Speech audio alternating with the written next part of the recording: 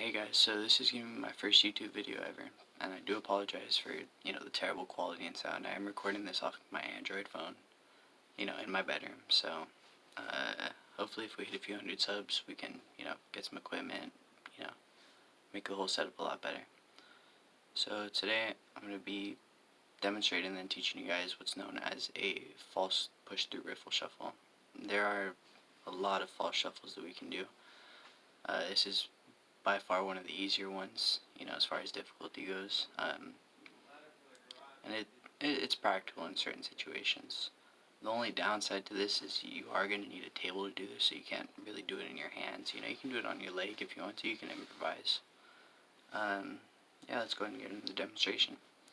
So you would take it and you would give it just a couple shuffles, just like normal, right? And they look like normal shuffles. They sound like normal shuffles. But there is one important thing to them.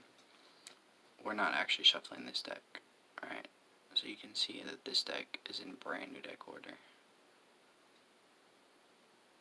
And I could say, I shuffled it into brand new deck order, but I really didn't. Now, from the top, you guys can actually see what's going on, okay? Right, you can see that I'm actually pushing these cards through and cutting it. Now, the reason the spectators won't see it is because your pinkies from the front, your fingers from the front are going to obscure all the dirty work that happens, okay? So let's get into the tutorial for this. Now, there's a couple different ways we can do this, okay? There's really only one way, but there's a couple little details that, people change up. So, from the top, it's going to look like a normal shuffle all the way through. Right now, you're going to square up the cards, okay? Now you're just going to angle the cards slightly down, or slightly in towards yourself, okay? And now what I like to use is my ring fingers to push the cards through. Now you're going to grab this half, put it over here, and cut it on top, okay? So what you're simulating is, you shuffle the deck, you push in, and then you cut the cards. Now, like I said, I like to use my ring fingers for this just because it provides some more support and stability for it.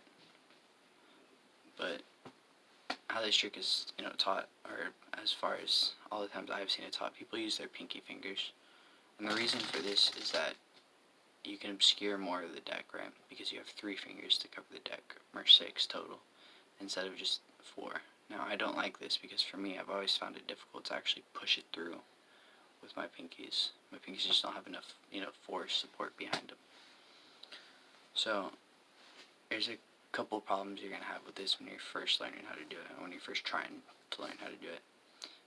Now, one of the main problems is that cards will get caught, okay, and here's what I mean. So you give it, let me see if I can actually, mess up doing this. When you go through, you see how this card kind of starts to come out, it might get caught because, the cards have a tendency to kind of stick together. Now, the solution for this is you just need to apply really, really light pressure with your fingers. So, when you're pushing these cards through, you see how these cards are, they're apart. They're not pressed together all hard. And you're really just pushing. You're not, holding on to these cards. You're not gripping with your ring and your index. With your index and your middle. You're just pushing them through with your ring finger or your pinky finger, depending on how you want to do it. And then when you get right here, now is when you grab it firm. Why? Because now is when you need to actually drag it out the other end. Okay? So, another little tip with this, and I actually did this at the beginning, okay? I'm actually working really hard to break this habit, but when you do this, when you do your false riffle shuffle, what you don't want to do is you don't want to pull both hands apart, okay?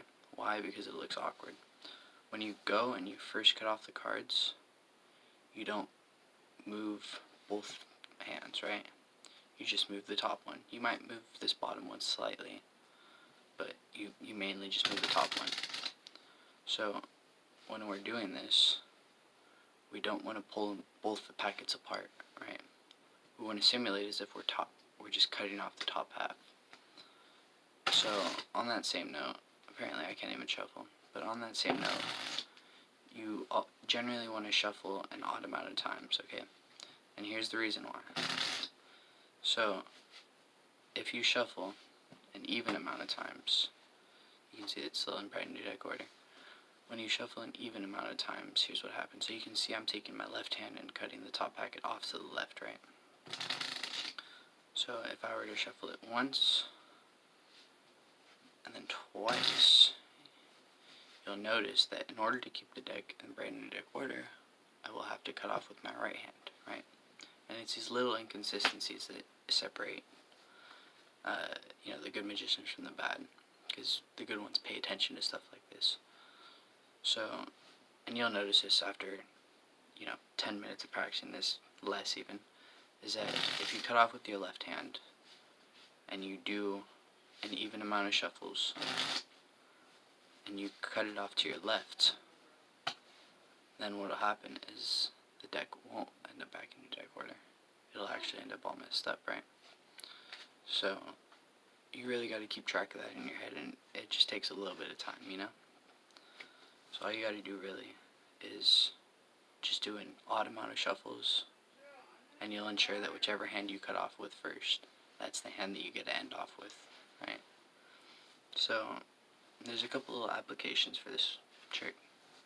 It's not necessarily a trick, but you could go up, or you could be performing a trick for somebody, and, you could give it a few shuffles, just one if you like, or however many shuffles you like. You could give it, a couple false cuts. Apparently I can't even do a false cut. Right? You could give it an up the river cut. You could do whatever you like with it, okay? But basically, the whole concept is after you do, your shuffles and false cuts, you can show them that, you shuffled the deck back in a new deck order. You shuffled, right? Now that's the obvious application of it. Now, the less obvious one is, let's say if you were to have the deck stacked, right?